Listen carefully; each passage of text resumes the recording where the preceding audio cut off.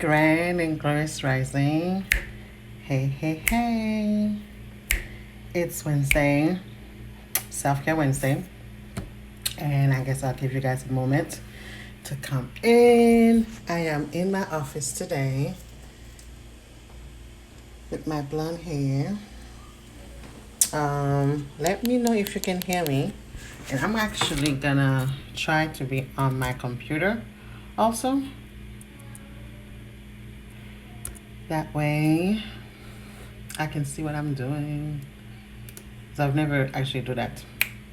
Grand and glorious rising, happy full moon. There's an eclipse. What's the energy? How you doing? And all the good stuff. Today we actually have, it's one of my favorite subjects. I love, love, love boundaries. And we're gonna talk about healthy boundaries. It's weird looking at myself in the computer while I'm doing this. Okay, so I actually prepped for you guys today and wrote things down because I figured if this is such a important topic that I need to actually give you guys all the cool things. So I'm gonna turn this off. It's distracting to me. Okay, I'm back. Full attention. So healthy boundaries, and I wanted to start with the definition. I posted something on Instagram giving you the healthy boundary definition, but I wanted to start with boundary. And the definition for boundary is a line that marks the limit of an area or dividing line, or a limit of a subject or sphere of activity. So why do we need to set boundaries for us, or boundary or healthy boundaries? The purpose of setting a healthy boundary is to protect and take good care of yourself. It's for your well-being and your mental health. And it occurred to me, I am in therapy, and the therapist was like, for people that are not used to having boundaries, or they have loose boundaries or non-existent boundary, when someone is coming with such a strong muscle of you, like actually practicing boundaries or handful boundaries, it feels like you're putting your hand in their face, right? It's so foreign that it feels like, oh, you just don't want people in your space. And it's like, that's not it. I need to be able to honor and love myself, right? And create that boundary with you where we know where I start and where you end. We don't want the enmeshment, we don't want the toxicity, and I don't want to feel burdened, I don't want to feel resentment, and I don't want to have anger towards those things. So it's the reason why we set the boundaries, right? So I want to let you guys know the poor boundary can lead to resentment, anger, and burnout. If you do not have a good boundary system, you're gonna end up being saying yes to things when you know you should say no. Right? You're saying yes just because you don't know how to say no, and then that's how you get burnout. That's how you have resentment, and that's how you're in anger. Now, healthy boundaries and self care. What are those advantages if you have a healthy boundaries and you practice it for your self care? Right? Good mental health, influence others' behavior, because you can say, hey, this is where I am, this is where you are, this behavior doesn't work for me, so we're not participating in that, right? Good emotional health, because you know where you stand, avoidance of burnout, develop of identity and autonomy, right? Because, and it all start with you. So if you're setting the boundaries, you do not blame the other person for infringing on your time. You say, hey, for my well-being, for my peace of mind, for my mental health, I need this, right? You start from your side, your point of view, and you're not being, hey, I need you to leave me alone after work. You don't say that. Hey, for me, for myself, I need to take some times and chill and connect before we can engage when I come home after work, right? It sounds different instead of just like, oh, you're just frustrating me. You're not blaming the other person. You have to set the boundaries. And moving on, how do you set emotional boundaries? You have to define it. identify the desired boundaries. So again, it has to start with you. You have to communicate it, say what you need, say simple. You do not have to over explain it. And set consequences. So now, if you have boundaries and there's no consequences, people will continue to cross your boundaries and nothing happen because you do not have any consequence for what happened if you cross my boundaries, right?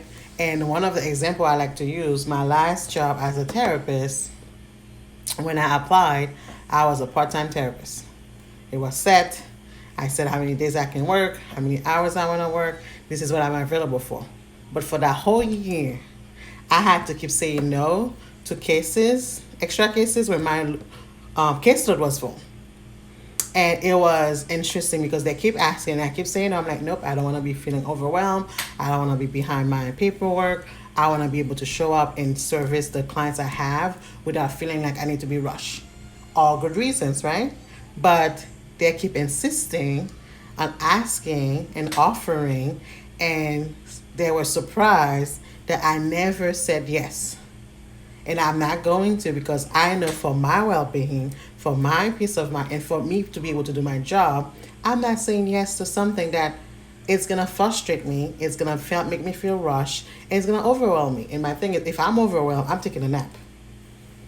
I'm not. I'm not doing extra just because you're asking. So being able to have that boundary set up and being able to say no, that's not good for me. I cannot do this. So you have to be able to set the boundaries for you. And now, when you in a relationship, because we're in a relationship with everyone, intimate relationship, friendship, working environment, you have to know what your boundaries are. And just because someone is asking you or offering you something, you do not have to say yes, right? Hi. I see we're getting some few people in. We're talking about healthy boundaries today, and I went over a bunch of stuff already. So if you can catch the replay, please do that. Invite other friends, share if they slept with you. I went over definition. I went over what poor boundaries can lead to, which is resentment, anger, and burnout. And I'm talking about how to set up emotional and personal boundaries. And we start with the definition. You define what your desires are. You communicate what you need. You do not over explain. You stay simple. And then you set consequences. Because if you have the boundaries and there's no consequences, people can insist on pushing the limits. And if you're not doing nothing, you will still get overwhelmed. You will still get burnout. You will still get the resentment and anger.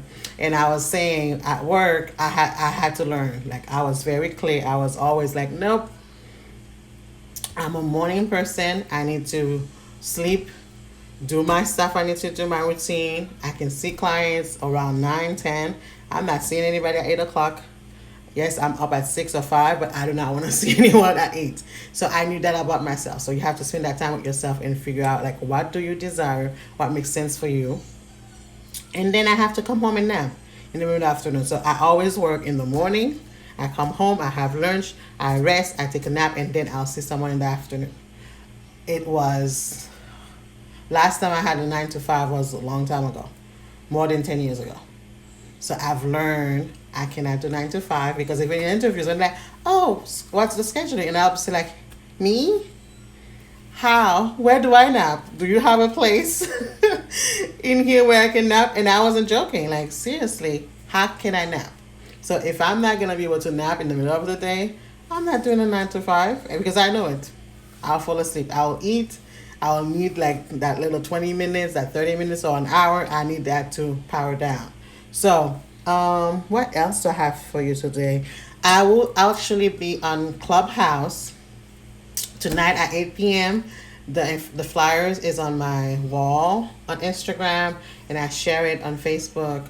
I'm gonna save this because this was one of my favorite subjects. If you have questions, send me an email, a DM. I'm on Instagram, Facebook, and my personal page. The 5-week course for the 5-week self-care journey is still happening. You can sign up whenever you want.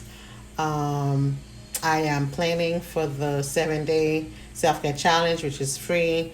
I'll send the information for that when it's all set together. And yeah, share with your friends. Mwah.